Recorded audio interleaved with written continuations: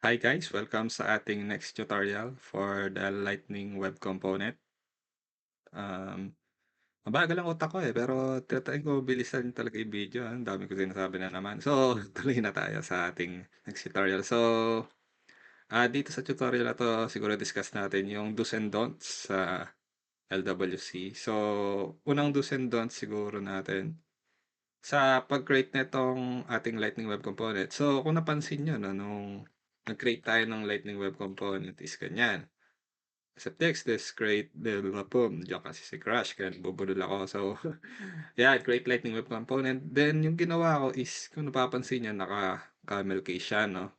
So, yun yung isang dapat natin gawin pag nag-create tayo ng lightning web component is dapat naka-camel case siya. So, kunyari, ah, my first component, yan.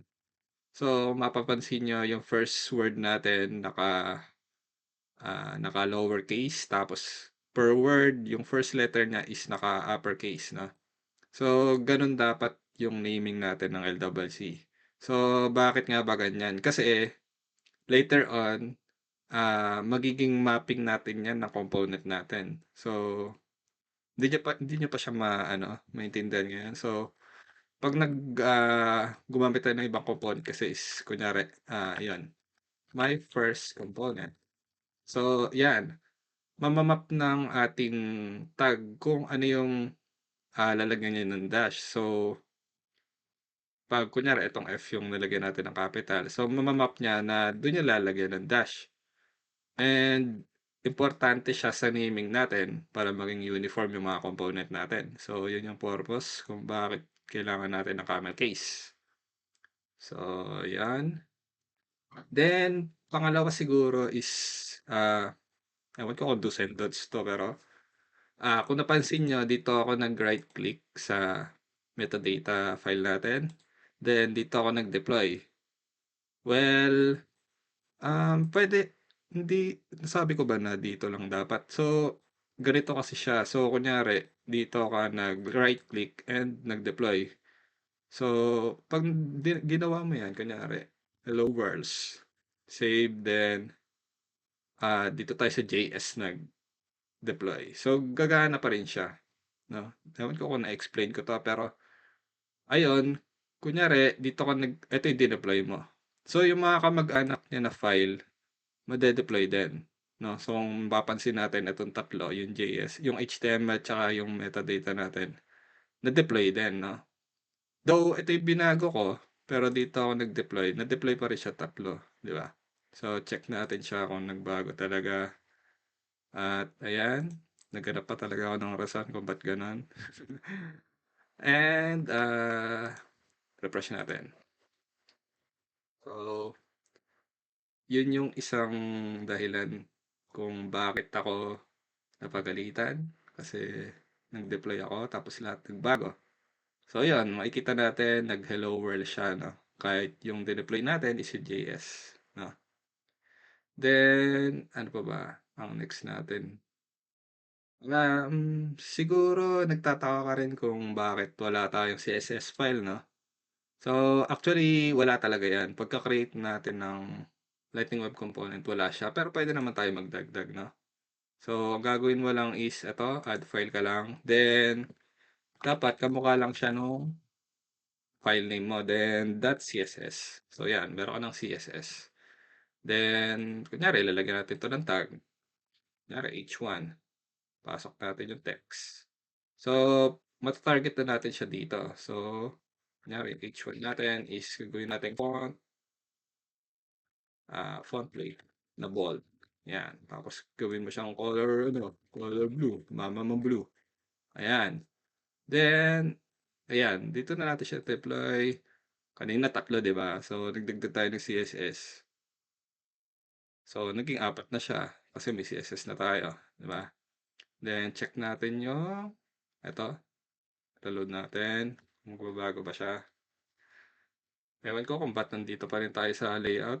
Siguro lagay ko na siya para doon na, para titignan-tignan na lang natin yung changes. Na. Lagyan na natin, then save. So, makikita nyo, naging mama mo blue, di ba? Tapos naging bold siya. Save natin, then sa next siguro activate natin para basta activated.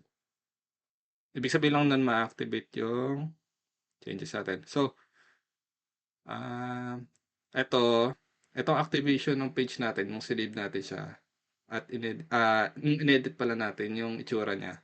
So, ito yung mga kung ano yung maaapektuhan. So, org default natin siya para lahat, 'di ba? Para lahat ng changes is ma-apply. So, world ano siya, org wide siya. So, punta lang tayo ng record ng opportunity. Tingnan natin. Para dito tayo paulit-ulit. Ayan. So, hello worlds. Naging blue siya, di ba? So, ano pa ba? Kung mapapansin nyo, pangit din yung itsura, no? Pangit yung itsura natin. Text lang. Wala siyang katulad nito yung may card.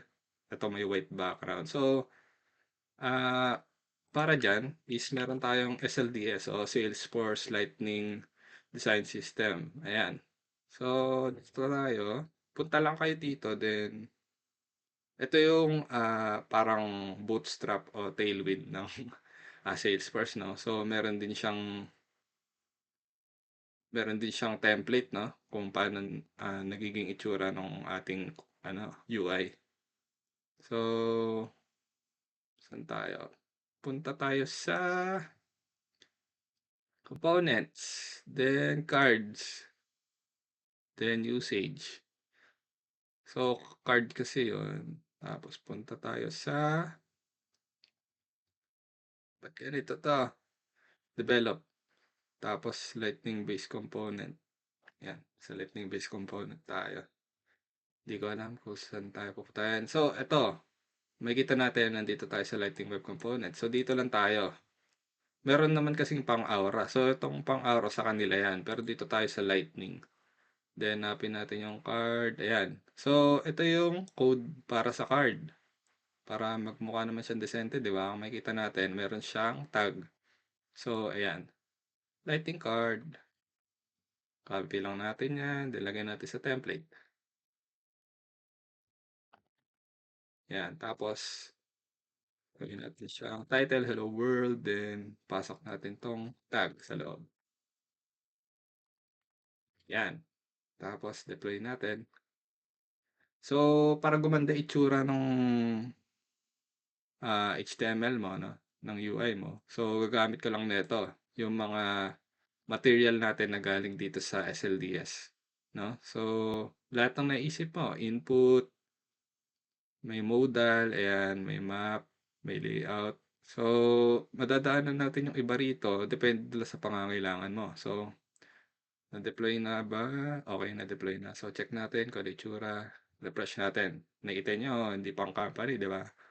Pero after nyan, di ba, medyo gumanda naman siya kahit pa paano. Hindi pa rin pang company, pero di ba? So, tingin ko, yun lang muna for now. Haba pa din ng video, 8 minutes pa rin. Try natin next time na paiklian. Pero for now, yun muna, do's and don'ts. Along the way siguro, bububanggit na lang natin yung mga bawal at mga pwedeng gawin. So, yun muna for this video. Kapow!